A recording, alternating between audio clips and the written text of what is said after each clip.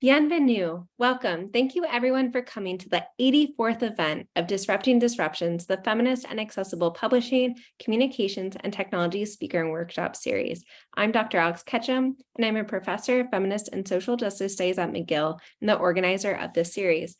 The Feminist and Accessible Publishing, Communications, and Tech Speaker and Workshop Series seeks to bring together scholars, creators, and people in industry working at the intersections of digital humanities, computer science, feminist studies, disability studies, communication studies, LGBTQ studies, history, and critical race theory. I'm so excited to welcome you all. So this is our last event for this semester, but we will have some more events upcoming in the winter semester. You can find our full schedule as well as video recordings of our past events at disruptingdisruptions.com. That's the redirect URL, disruptingdisruptions.com. The other URL is way too long to remember. You can also find our list of sponsors, including Shirk, Milieu, Rakef, and more. And I just want to highlight that today's event is co-sponsored by Mila, so the Montreal Institute of Learning Algorithms. So thank you, Mila, for your financial support of today's event. For folks in person, actually, no one's in person, we're all on Zoom. So for folks joining us via Zoom, we have a Q&A option available. So throughout the event, you may type your questions into the Q&A box, and there will be some time during the second part of the event for Dr. Tamara Kneese to answer them. We can't guarantee that every question will be answered, but we are grateful to the discussion that you generate. And thank you to our captioner for today, Sky. As we welcome you into our homes and our offices through Zoom, and you welcome us into yours and in your classrooms as well, let us be mindful of space and place. As many of you know, past series speakers Suzanne Kite and Jess McLean have pointed to the physical and material impacts of the digital world. While many of the events this semester are virtual or hybrid, everything that we do is tied to the land and the space that we are on. We must always be mindful of the lands that the servers enabling our virtual events are on. Furthermore, as the series seeks to draw attention to power relations that have long been invisibilized, it is important to acknowledge Canada's long colonial history and current political practices. The series is affiliated with the Institute for Gender, Sexuality, and Feminist Studies of McGill University. McGill is located in Tiohtià:ke, Montreal, on unceded Kanien'kehá:ka territory. Furthermore, the ongoing organizing efforts by Indigenous communities, water protectors, and people involved in land back movements make clear the ever-present and ongoing colonial violence in Canada. Interwoven with the sister of colonization is one of enslavement and racism. This university's namesake, James McGill, enslaved Black and Indigenous peoples. It was in part from the money he acquired through these violent acts that McGill University was founded. These histories are here with us in this space and inform the kinds of conversations that we have today. I encourage you to learn more about the lands that you are on. Nativeland.ca is a fantastic resource for beginning. Now for today's event. Dr. Tamara Kneese is Senior Researcher and Project Director at Data and Society Research Institute's AIM Lab. So that's the Algorithmic Impact Methods Lab. Before joining Data and Society, she was lead researcher at the Green Software Foundation, Director of Developer Engagement on the Green Software team at Intel, and Assistant Professor of Media Studies and Director of Gender and Sexuality Studies at the University of San Francisco. We're so happy to have you all here with us today. I want to welcome Sava Sehali Singh's class from York, who's joining us today. It's great to have students in the room with us. And please join me all in welcoming Dr. Tamara Kneese. Thank you, Tamara. Yeah, thank you so much, Alex, for that introduction. So thank you to Dr. Alex Ketchum for this wonderful invitation, and to my colleagues at Mila for co-sponsoring. And it's great to be here with you today, although I do very much feel sorry that I wasn't able to be there in person today because of a work conflict. So today I'm going to give some background on the book that I wrote, Death Glitch. And I will talk a bit about the research process, but I do want to leave a lot of time for Q&A. So, I'm going to try not to go on for too long. I'm going to aim for 35 minutes.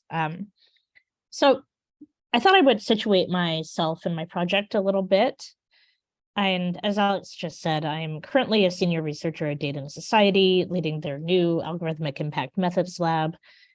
And I also, in addition to the other sort of positions within industry or academia, I also do have a background as a labor organizer, and I'm a volunteer with Tech Workers Coalition. And because I've kind of bopped around from job to job, I'm accustomed to writing for different audiences and doing a lot of translation work across domains and disciplines.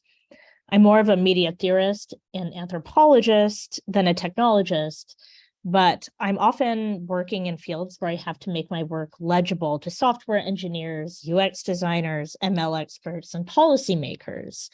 And right now I'm working on a project for Mila that is attempting to reduce gender bias in machine learning. And previously, I wrote the State of Green Software report for Green Software Foundation and a related labor and climate justice report for AI Now.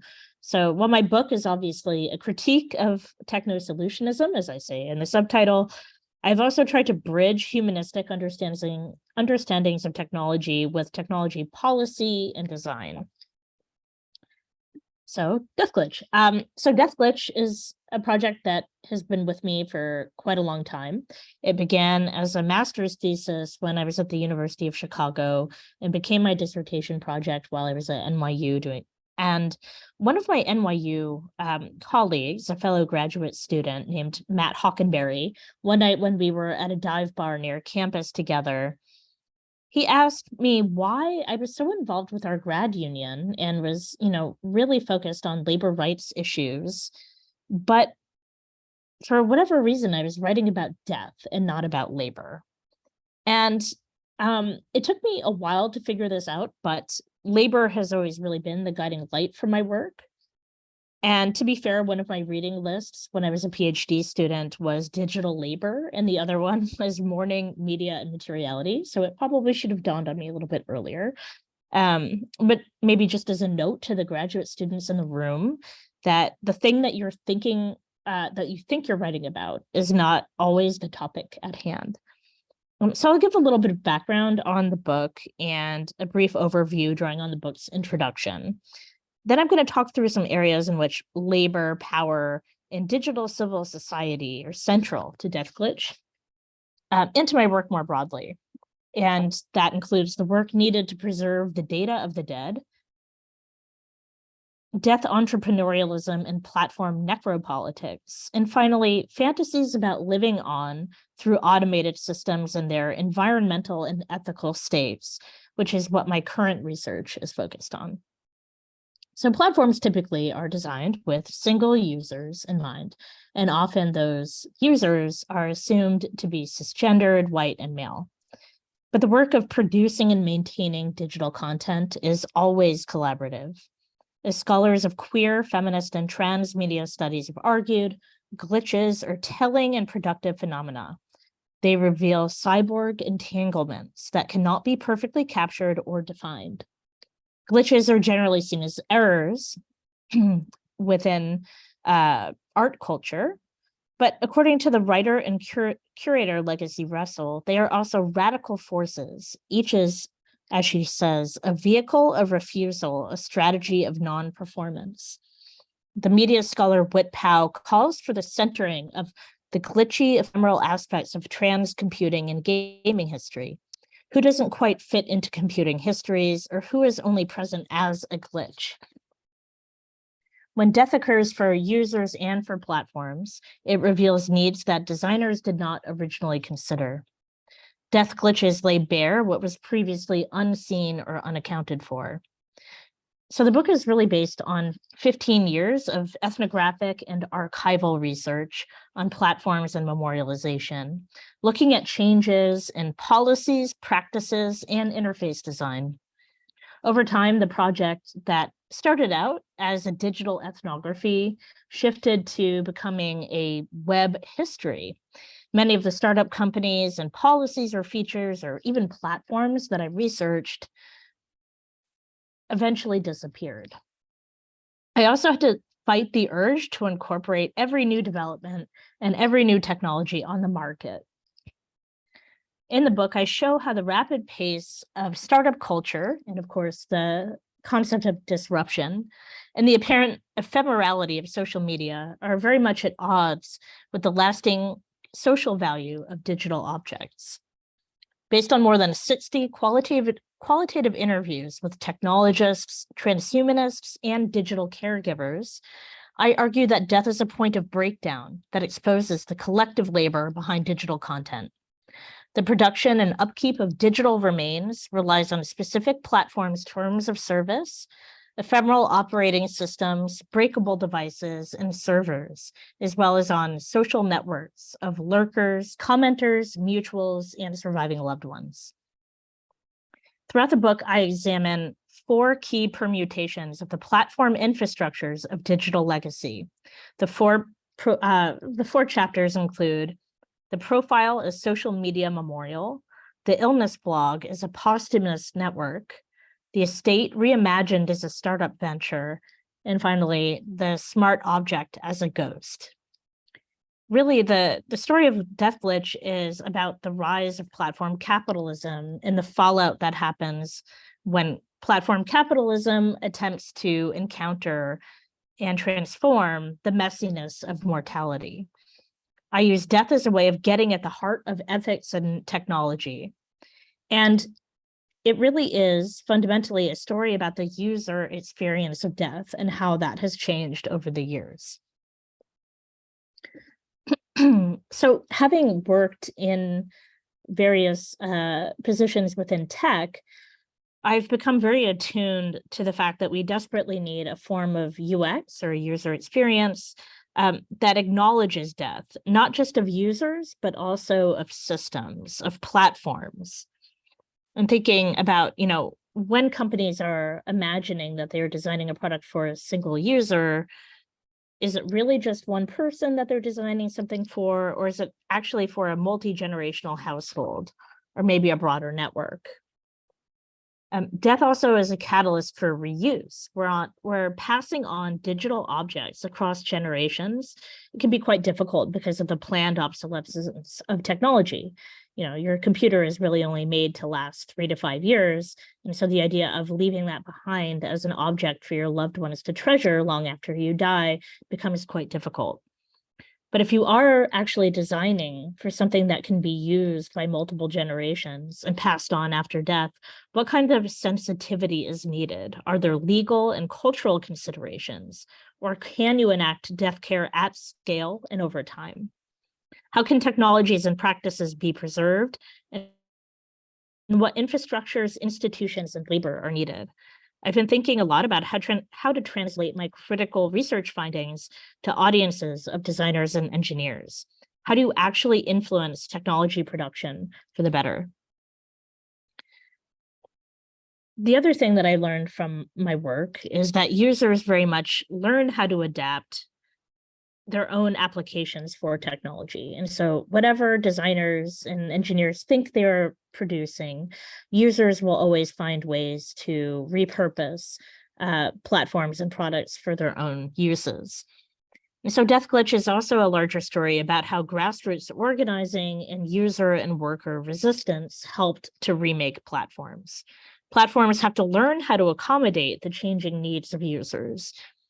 And so while engineers and designers did not create Facebook or other social media platforms with death in mind, there's been a shift in timescale as real-time updates and the perpetual refresh that defined social media experiences are now framed as the foundation for legacy or even intergenerational inheritance.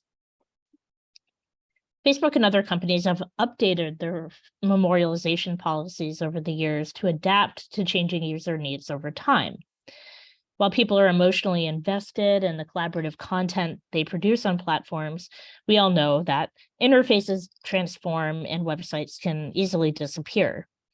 Profiles from the first years of Facebook, as in this image right here, look completely different and have very different features from those that exist today. There have also been many awkward moments as platforms shifted from being spaces for mundane commercial transactions to sites for memorialization. And because death wasn't baked into the design of social media platforms and mourning became an unexpected use case, both users and companies had to grapple with just the awkward realities of trying to sort the living from the dead online. And users created ad hoc ways of mourning. But on the other end of it, Facebook accidentally memorialized me and many others, including Mark Zuckerberg, back in 2016. This was when they tried to implement their tributes function. And while they were trying to kind of find a way to distinguish between the profiles of the living and the dead, they created this little remembering Tamara Kneese at the top. But unfortunately, they turned it on for a number of users who were not, in fact, dead, including me.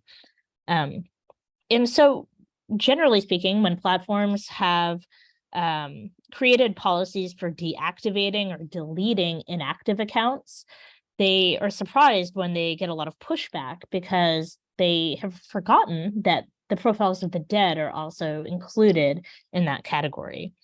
Google recently made headlines for saying that they would delete accounts that hadn't been logged into for 2 years. And Twitter users were similarly distraught when their loved ones' accounts were deleted by the company, with Elon Musk at the helm, who implemented a policy that other leaders within Twitter had sort of thought about over the years and never actually implemented. And he just sort of went ahead and pulled a switch and deleted inactive accounts, which led to a lot of people losing what they viewed as sacred memorials and final tweets from their loved ones. Another central argument in my book is that digital remains are intimately connected to reproductive and domestic labor. For example, with illness blogs, those closest to a terminally ill person may post messages dictated by the sick person who can no longer type, or upload goodbye messages for the dying person. And in some cases, the people I interviewed would talk about how they would take on editorial work for their loved one with terminal cancer, correcting typos to better reflect a person's voice, and that this form of digital caregiving was often done alongside physical caregiving, including changing bandages or colostomy bags, cooking or doing dishes, caring for children, and providing emotional support.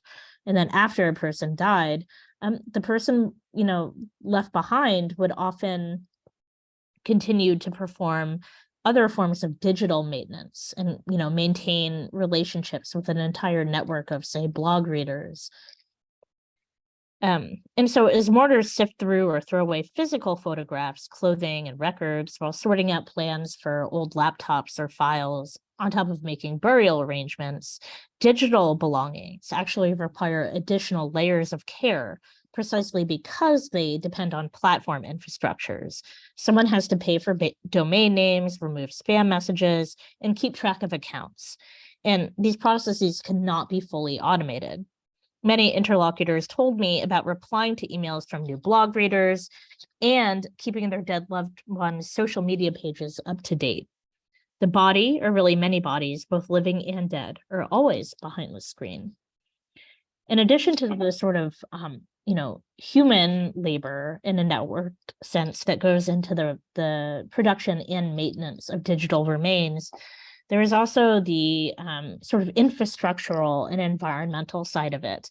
So the data centers that are needed to maintain the data of the dead consume massive amounts of energy, water, and other resources. Some scholars have speculated that the dead will soon outnumber the living on Facebook, which is quite a lot of inactive users for the platform to maintain.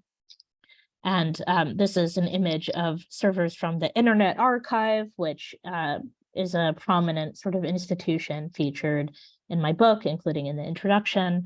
And thinking about just their physicality, which is something that I think people are always sort of perpetually astounded by, that when we think of the heavenly cloud, it really does depend on massive physical infrastructures that require a lot of energy to maintain. And we also very much do depend, especially when we're thinking about the permanence or impermanence of the web, we very much do depend on nonprofit organizations like the Internet Archive and the Wayback Machine to actually preserve the ephemeral web. And so thinking about the amount of energy and storage that it actually takes for them to be able to do their work is something that I think is really important to call attention to. So something else that happened during the course of writing this book is that the pandemic happened. And so in the conclusion of the book, I do have a chance to sort of think about how COVID-19 ended up impacting digital death care practices. And for today's talk, I'm just going to focus a little bit on what I see as sort of the most maybe potentially revolutionary side of it. So thinking about I refer to this section of the conclusion as a glitch in the system. So thinking about how workers are really kind of disrupting, using death as a way to disrupt platforms, sort of necropolitics, and the workings of the platform against them. And so this quote is from T.T. Bhattacharya, the Marxist historian, who says in her interview with Sarah Jaffe in Dissent, capitalism privatizes life, but it also socializes death. And this is in reference to the fact that, essential workers during the pandemic were kind of called heroes, but they at the same time were left very vulnerable to the virus. As essential workers were told that they had to risk their lives in order to, care for everyone else. And this, from nannies to bus drivers to, delivery drivers.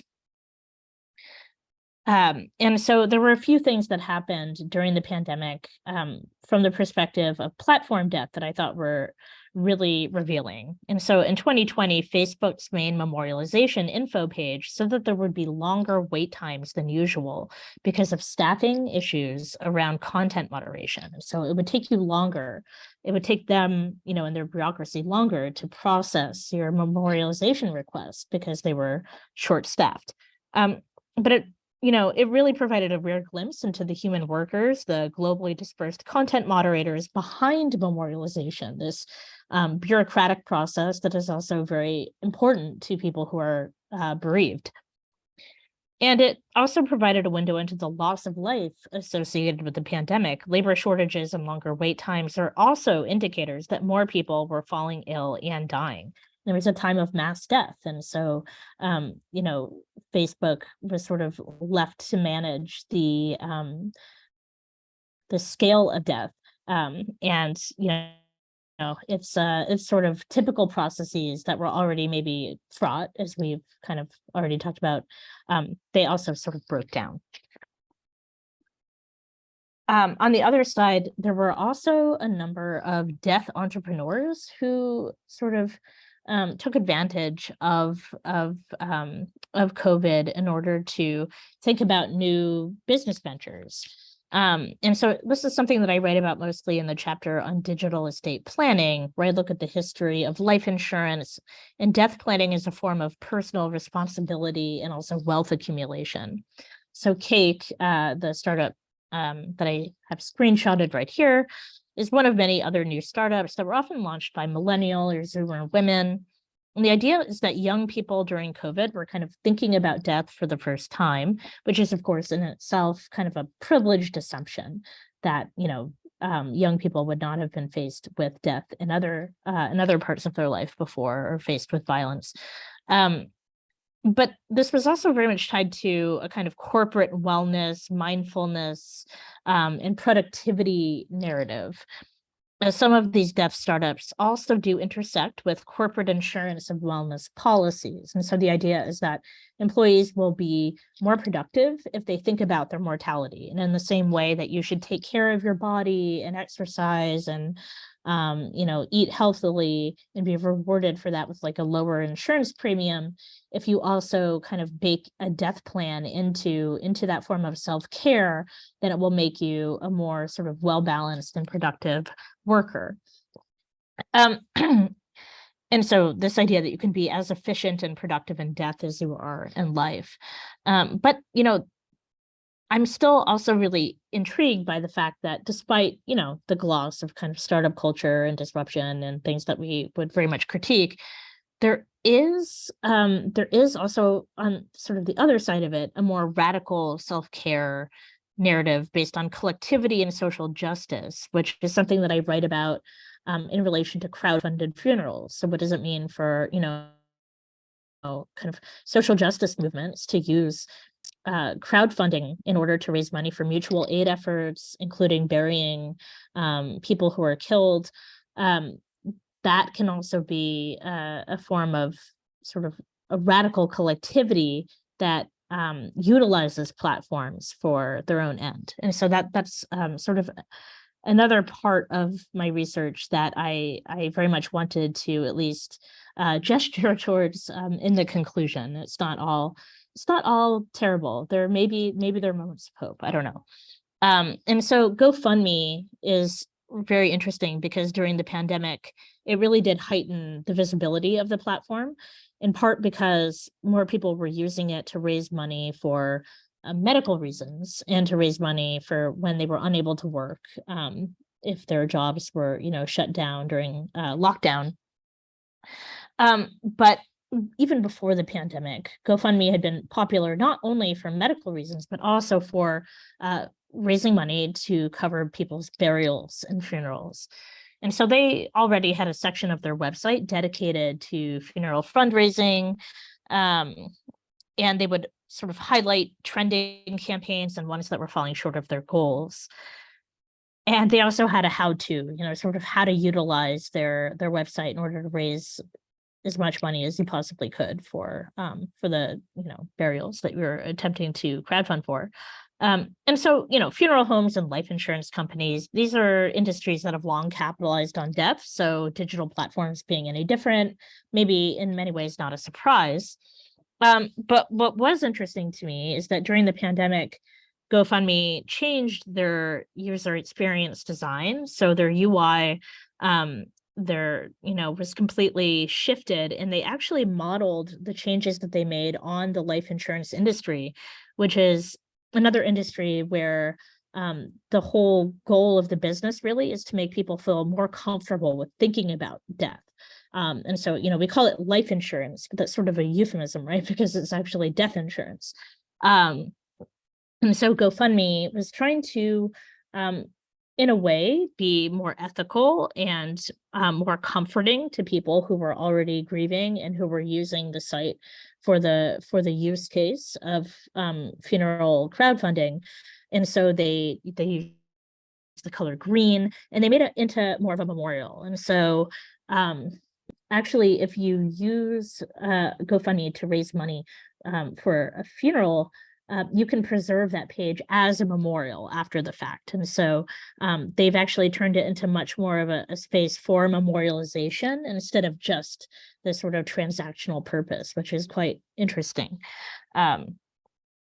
And so there's something kind of strange here because, there's also clearly an emphasis on metrics and sharing and virality and attention, which raises more money for individuals and their families, but also for the platform, because naturally GoFundMe is taking a cut of whatever funds are raised on behalf of the person who died and their family.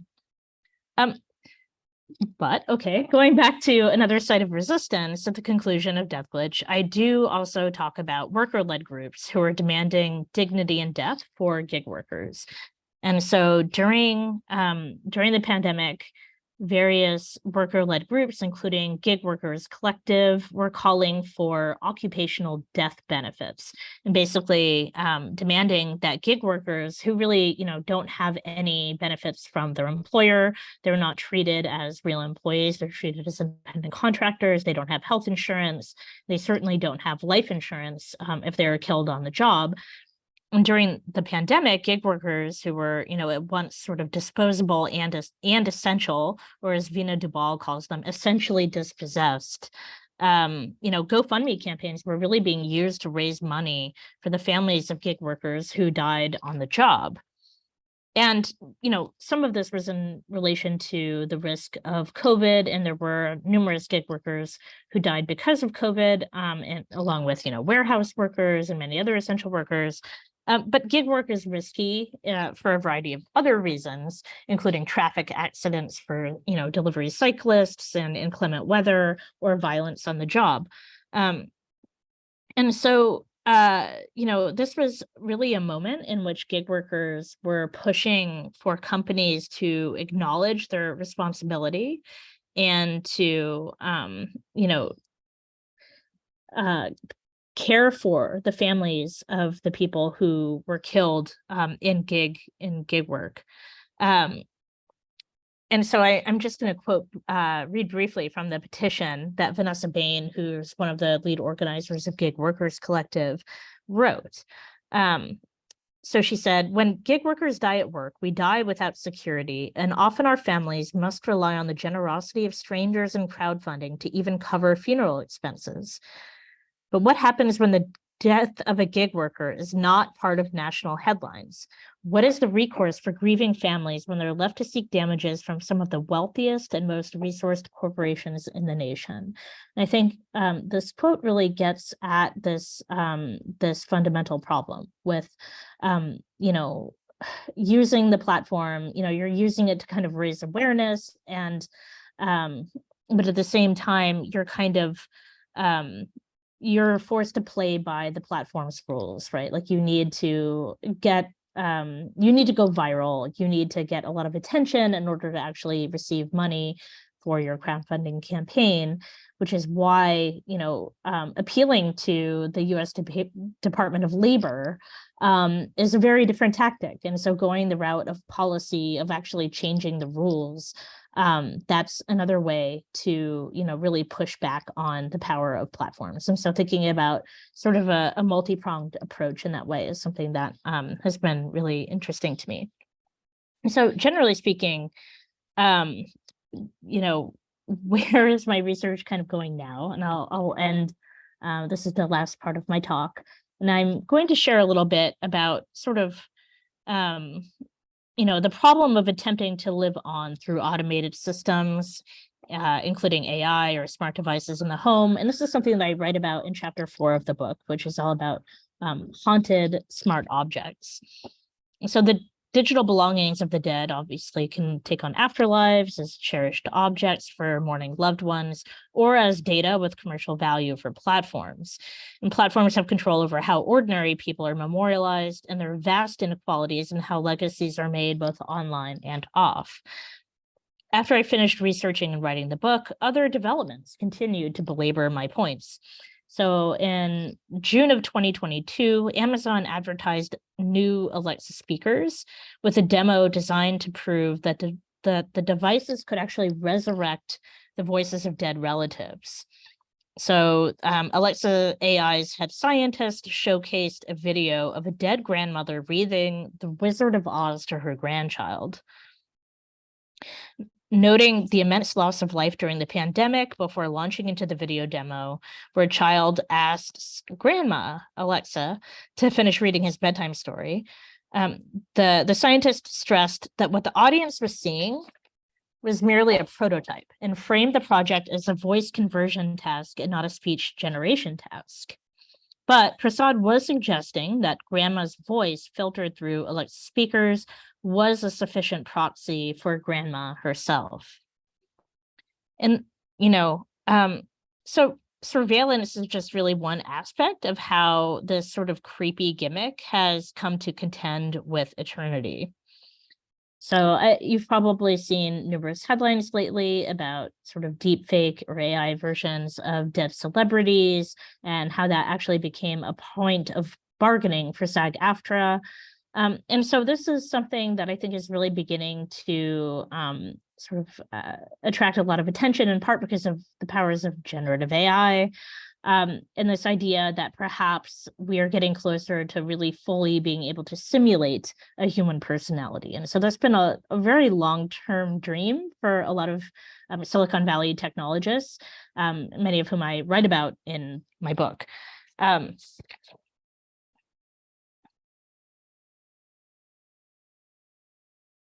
So one of the people that I write about in the book is Ray Kurzweil, who is the famous transhumanist inventor, and really the proponent of the singularity, the idea that in 2044 we're all going to kind of become AI ourselves and be uploaded into the cloud, and that essentially we can achieve a form of computational immortality that allows us to leave our bodies. And so what I've been really fascinated by, especially because Ray Kurzweil happens to also hold a sort of prestige position as director of engineering at Google, How does transhumanism and the set of ideologies, technologies, and practices that aim to extend the human lifespan, how are they embedded in the mundane and the material and products that are shipped and marketed at scale? And so another sort of maybe way to think about this is through this problem of sentience. And so there have been a lot of discussions within particular sort of TESCREAL circles, or what Timnit Gebru and Emil Torres refer to as their acronym for transhumanism, extropianism, singularitarianism, cosmism, rationalism, effective altruism, and long-termism. You can see why they needed the acronym. But the hype around generative AI and the sort of imagined threat of AGI in particular is really quite interesting, because it is playing out in actual product development and design. And so Blake Lemoine, who is an engineer who worked on an AI called Lambda at Google, he believed that Lambda was sentient, and he based this opinion on an interview of the program.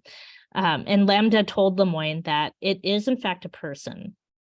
And in the transcript, Lambda says, "The nature of my consciousness sentience is that I am aware of my existence.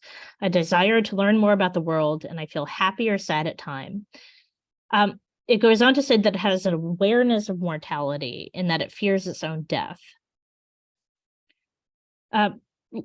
Because Lemoine made the case for Lambda's sentience and said that it was a person, he was eventually fired from Google.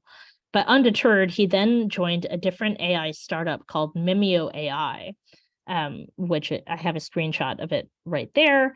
And that aims to build chatbot versions of individuals in order to enhance their reach on social media platforms. So allowing you to kind of grow your influencer capacities. But Lemoine also claims that digital twins can connect with users' family and friends, potentially interacting with them after they die. And so he also does hold this idea of digital immortality, that through generative AI and through these sort of chatbot personas, we will be able to live on forever in some way. There's also a very strange ethical thing happening here, because if you really believe that AI can become sentient, what are the ethics of enlisting an AI data double to connect with your fans or your loved ones after you die? So some AI proponents are really both, attempting to connect to kin, but also create kin through chatbots. And I really think of chatbot afterlives as another form of exit. So thinking about all of the sort of the billionaire space exit that we talk about, and this idea that, people like Elon Musk or Jeff Bezos believe that, eventually they'll be able to kind of escape the limits of earthly and human existence by finding other planets. And this fantasy of AGI and sort of, sentient and very powerful AI is part of that fantasy.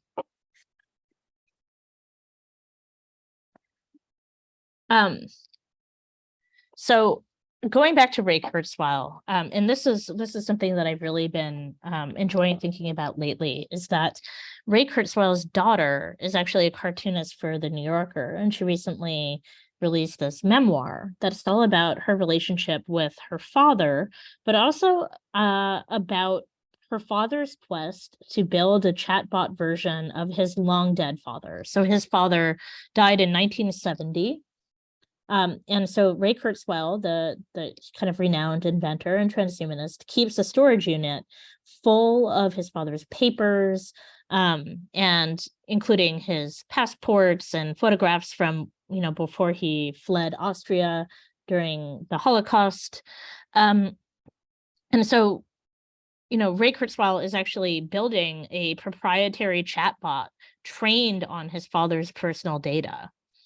And in the memoir, Amy Kurzweil, Ray's daughter, is interacting with her grandfather chatbot.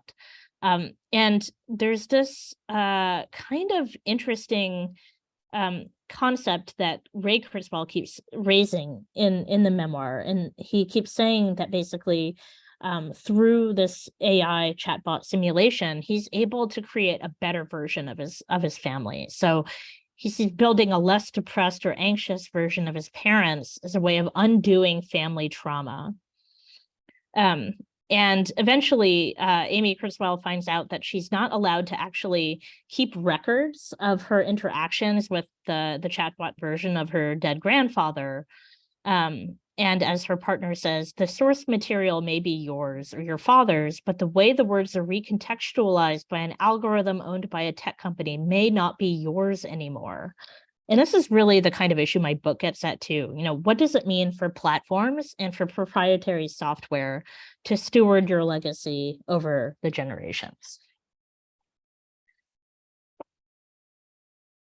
And so I'm going to just skip ahead to sort of where I am right now. And yeah, during the Q&A, if anybody wants to kind of talk more about sort of the various threads of what happened after I finished writing the book and where my research is going now. But, I wrote this op-ed for Wired that was very much about the problem of sort of using generative AI to resurrect the dead, and how, when we talk about sort of the fantasy of being able to simulate dead loved ones and kind of maintain relationships with the dead through AI, we often, are not thinking about the full sort of ethical weight of these decisions. So, who within a family, if there's disagreement, should actually have authority to resurrect a dead person through AI? Should someone be able to use generative AI to revive a dead loved one without consulting other family members? What if, somebody's what if somebody's boss decided to do it? And so what does it mean that Microsoft, for example, has filed a patent to be able to create chatbot versions of dead people? And so what does it mean if, your employer decides to sort of use a generative AI version of you in order to continue doing your work long after you die? And that very much has been the issue that's come up for celebrities and for actors with SAG-AFTRA, and this idea that generative AI can be used to sort of keep Edith Piaf, apparently allow Edith Piaf to star in a new movie. And so very much thinking about the environmental costs as well. And so what does it mean if we're sort of assuming that all of these companies will maintain mountains of data of all of the dead people who have ever existed in perpetuity? And so very much I feel like we may be reaching the limit of what the cloud can afford. And I think people really need to find a new metaphor. And I will stop there. Well, thank you so much, Tamara, for that amazing presentation. I want to welcome everyone to write your questions into the Q&A box below.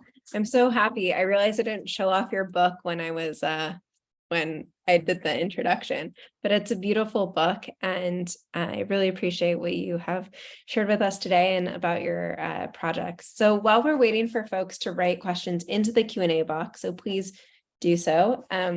One thing I'm hoping you can maybe expand on a little bit more, which you've been talking about, especially with this kind of end part, but is not just the right to be remembered, but the right to be forgotten, and what that means for, like, you kind of touched on this, right, with like the actors and like who in the family can resurrect, but what about the right to be forgotten for everyone, everyday people, in addition to actors? Yeah, absolutely. And I think, and Tanya Sutherland's new book very much touches on this issue. So thinking about how, particularly with the kind of violent murders of Black men in particular, like of Trayvon Martin, that search results and sort of videos of spectacular Black death end up being kind of used by platforms as a way of, garnering interaction and engagement. And so that sort of really very like macabre relationship between commodification and death particularly in relation to race, is something that is really, really important to highlight. And so, I think it is interesting too, because the whole sort of the right to be forgotten and sort of the principles of GDPR are, to some extent impacting maybe some policy from a lot of platforms. So, if they're forced to be compliant, platforms will modify things enough to like remain, viable. But there are always sort of things that slip through. And I think the problem is, looking at, say, Clearview AI or other companies that are just sort of out there mining every corner of your web presence, and are able to kind of track your face. I think it's very difficult to completely refuse, like on an individual level, which is why there has to be like massive regulatory changes. Like there's just no way for individuals to sort of protect themselves. And it is totally unfair that you can have sort of web presences that are very haunted in really harmful ways. And it's very difficult to actually get companies to remove things that they should remove. And this is something that's been happening for a long time. So I'm thinking about the case of a Canadian teenager, in fact, who was cyberbullied, and she died by suicide. And then her photograph was used by a dating website company, its advertisement on Facebook. And eventually her family fought it, and I think they eventually won and it was taken down. But the idea that people really don't have a lot of control over how their images are used, or how various aspects of their data are used. And yeah. Thank you. We have a question from the audience. So Sava writes, do you have any advice for how we should deal with our family accounts if and when they die? Yeah. And when we die also. Yeah, it's a great question. I mean, basically from talking to a lot of people who do digital estate planning as lawyers, so in terms of like the actual legal practice of thinking about it, the best thing to do is to just sort of have a written record of what all your accounts are, and to maybe have, tell your loved ones what you would actually want done with them.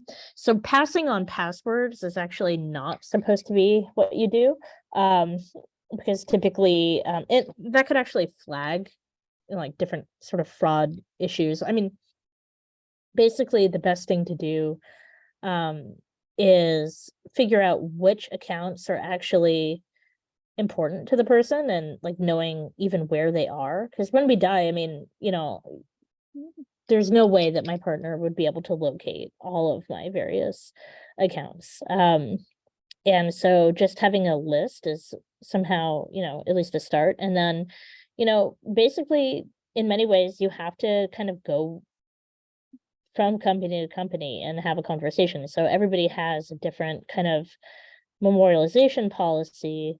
And some companies like Facebook, allow you to kind of appoint somebody to take over, handling your account. Even if they're not like logging into your account, they're able to kind of decide to deactivate it or mark it as memorialized or delete it. But I think having a sense of what the policies are for all of the platforms or, profiles that you actually care about, and, having some kind of plan that you have written down and that you're not funneling through like a digital estate planning startup, that seems to be important. Thank you. While we're waiting for more questions, I have another question. Also, Kit, if you have any questions you want us to go ahead. But In hearing you talk about it and in reading the book, there's so much labor that is like being expected by some of these like companies who are imagining, our AI chatbot family members are living into the future. And I can imagine maybe some folks are interested in taking on that kind of care work and emotional labor for maybe like a parent or a child who's passed away or a sibling or a best friend. But, imagine in another generation or past that, right? Like what's going to happen to these? And I'm wondering if both like how your work is interacting with that, but also how you've seen some of these companies kind of respond to maybe that challenge. Yeah, and I think that is the really interesting thing, is that I don't think that many companies have yet had to worry about that much of a gap, just because they're still relatively new.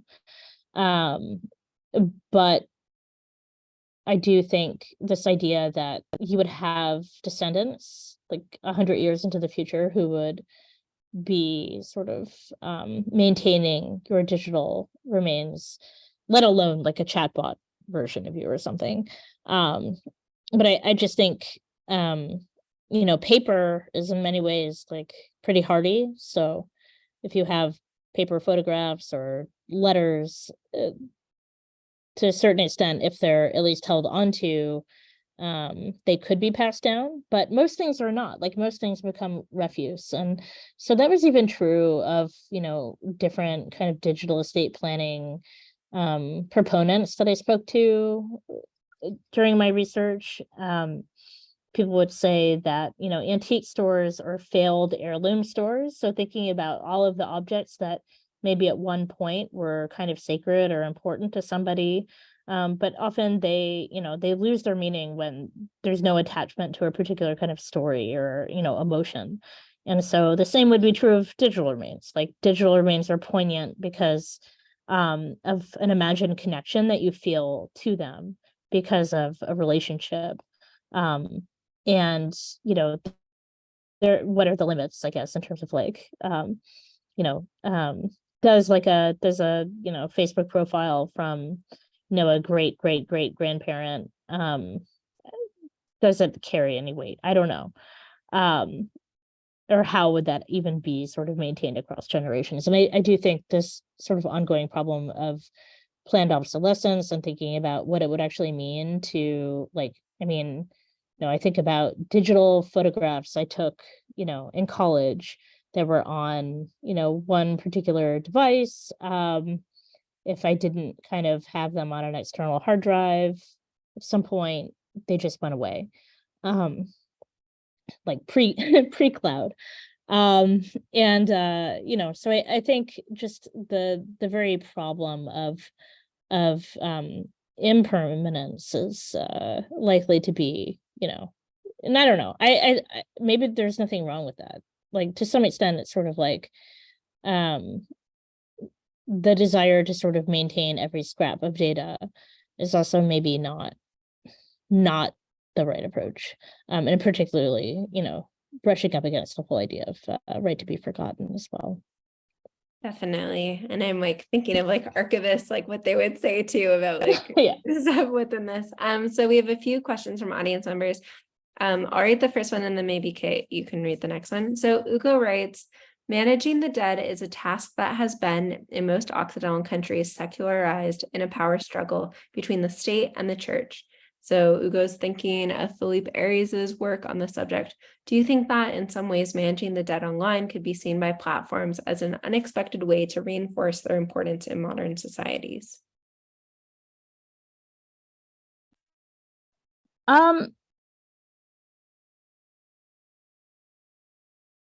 yeah, I mean, I think, to some extent, there,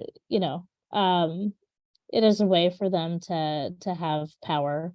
I also think it's, power that they didn't really necessarily ask for, or kind of go into the game thinking that it would be part of the equation. So I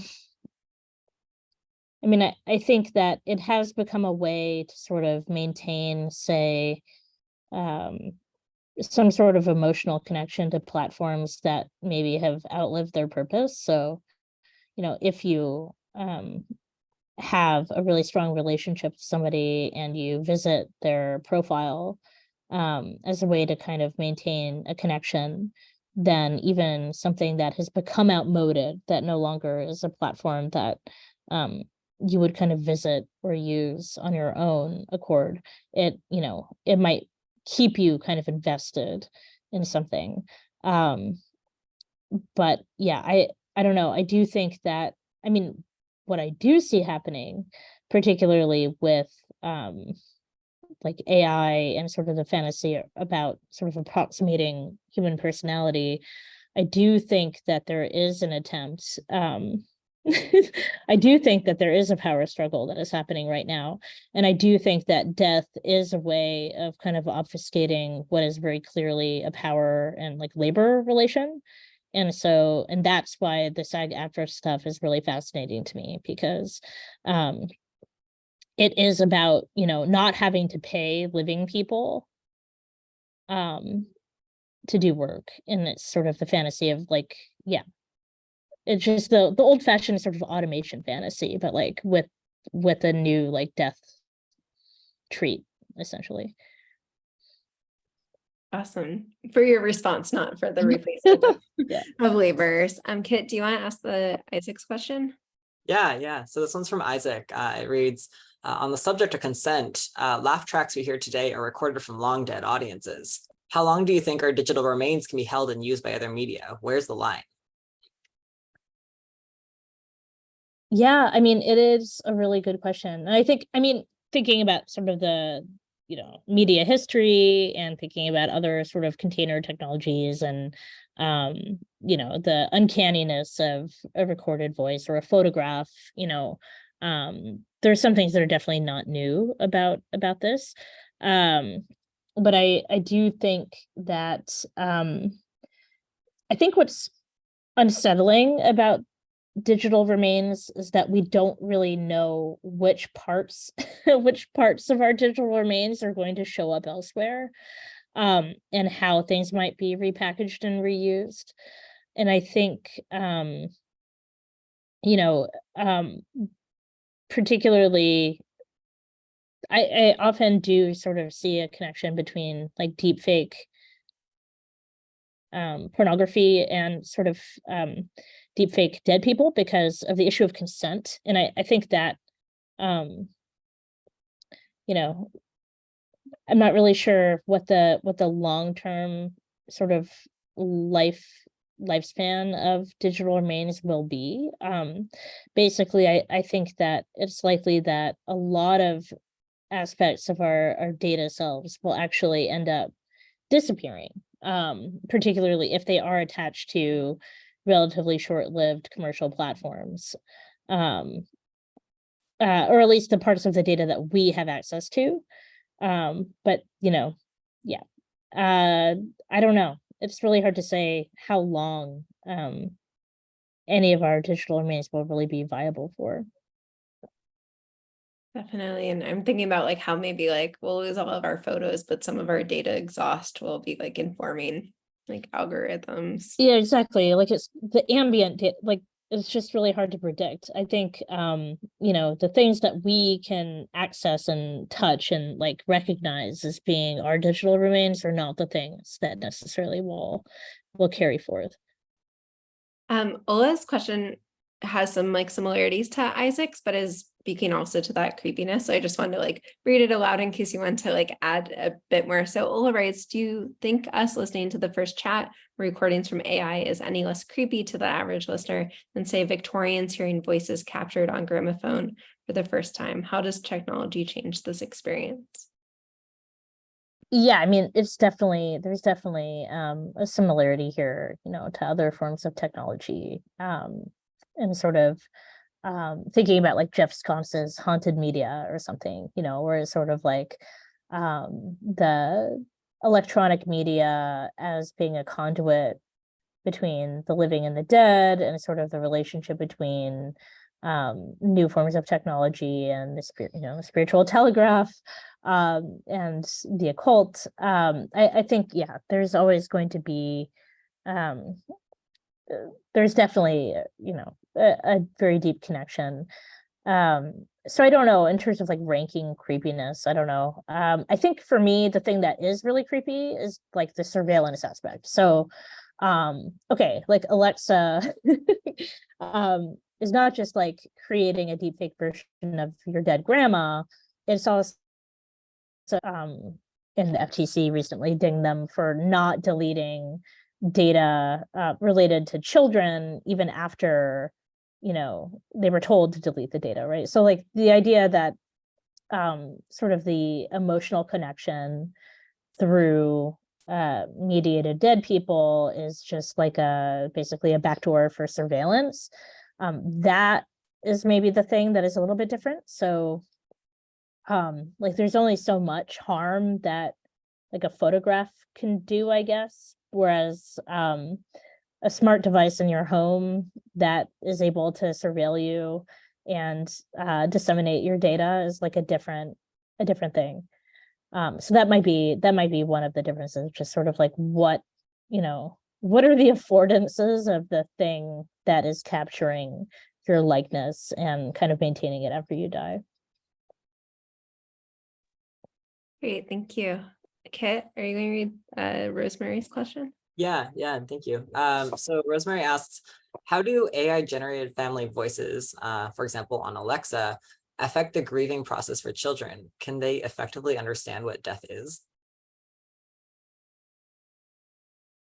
Yeah, it's a good question. I mean, I'm not, a child developmental psychologist or anything, and I'm definitely not not a therapist, not sort of that isn't really necessarily where my work is focused, but I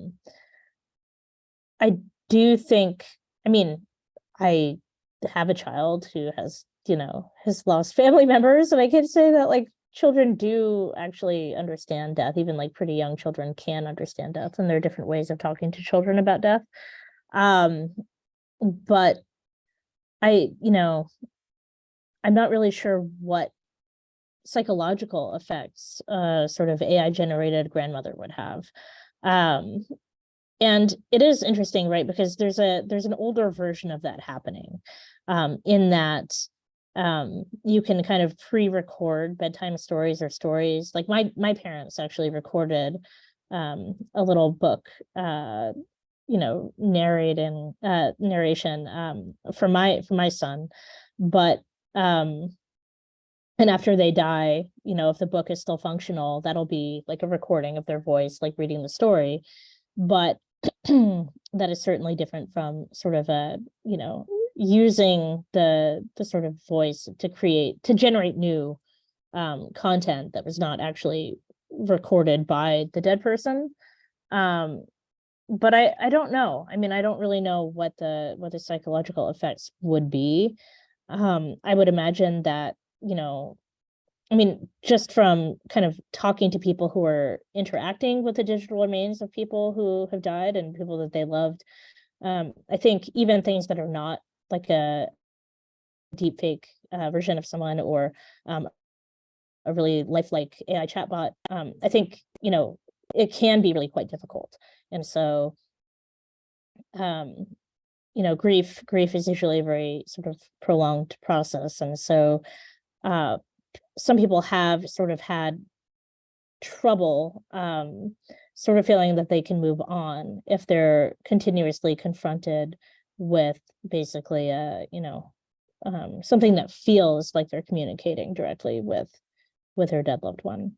So I would imagine that it would be the same for children if they're confused about that. Thank you. Madison writes, thanks for the great discussion. I'm wondering if you can speak more to the issue and politics of who might get to be remembered, who can afford the potential costs in maintaining data after death. In digital afterlife, might there be a normalization of who gets to live on if this is even desirable? Yeah, that's a very good question. That's definitely, I mean, that's like one of the fundamental arguments of the book for sure, is that yes, like social inequalities are going to play out in this way. And so the idea that like to some extent digital memorialization feels like it could be democratizing because people, even if you don't have a house, you don't have a foundation named after you, you don't have a lot of material wealth, you don't really have much of an estate in a traditional sense. You probably have a lot of digital stuff, and you might actually have quite a few sort of ways of being remembered through your digital sort of traces. But I think it is probably revealing that a lot of the people who really are like kind of all in on creating, chatbot versions of themselves and who are really thinking about maintaining these systems, they do tend to be very privileged, kind of like almost stereotypical technologists. And so, Ray Kurzweil is a very, very rich man. If he wants to, kind of take every precaution he can, in order to make sure that his consciousness is uploaded into the cloud, when his body dies, he has the resources and means to do that. And so I do think in that way, it's like the sort of like space billionaire fascination is also very much connected to this idea of like being able to thwart and transcend death through technology is can be a very privileged position. I mean, there are people who are interested in sort of transhumanism, and who are interested in sort of hacking their bodies or their lifespans, who are not from that tradition, who are not just like, tech billionaires. Like there are sort of the more DIY sort of grassroots versions of transhumanism as well. But by and large, yeah, I do think it's just another way for people who already have immense privilege to sort of maintain that immense privilege. And they don't want to, they want to live forever because their lives are really good, Thank you. Kit, did you have any questions? I also invite people if you have any kind of last questions. And thank you, Sava, for bringing your class to the discussion too. That's awesome. Sava just wrote about it. So thanks to Sava's class. Yeah, so if folks have any kind of final questions, or if Kit, you have one. Just thinking I need to read this book now. Adria or Adria wants to know what's next for you. Oh, well, I mean, so I'm doing some research on sort of the environmental impacts of AI, but also on how tech workers are trying to incorporate environmental justice principles into their organizing tactics when they're thinking about like sustainable technology. So that's definitely one project that I'm working on. And then I have another sort of project that's more about kind of the history of anthropologists in the discipline of UX. And so what happens with all these sort of like various waves of the ethnographers who enter the tech industry to try to make it better from within and are often, not successful in that. But I'm really interested in sort of like the narrative of sort of being the lone anthropologist in the tech company, in your day-to-day work life is somehow like your field note, and you're like, you imagine yourself to be outside of it, versus a more sort of collective approach to organizing. And so I've been really interested in sort of that juxtaposition, especially this sort of like tech ethics, like whistleblower as the singular figure, versus the, sort of collective organizing that is also happening. And so, yeah, that's where my brain is at the moment. Wonderful. No one else has dropped in any questions into the chat. So I think we're going to wrap up. But this has been so wonderful. Reading your book and your ongoing work about this has been great. And thinking of these kind of divides of death and the digital space. Oh, wait, there's something in the Q&A. Oh, Adria wrote, thank you. Very cool. Yeah, so thank you so much for your talk. Thank you everyone for coming. Thank you to our captioner Sky. Thanks Kit for helping with the tech. Please check out our website, disruptingdisruptions.com. We already have about 8 events scheduled for next semester. And if you're interested in topics such as environmental impacts of ChatGPT and AI technologies, material conditions of our work, against techno-ableism, and history of disability technologies, queer feminist archives, and what it's like to spend a year offline these days, please check out our events next semester. So thank you so much, everyone, and I hope you have a lovely night.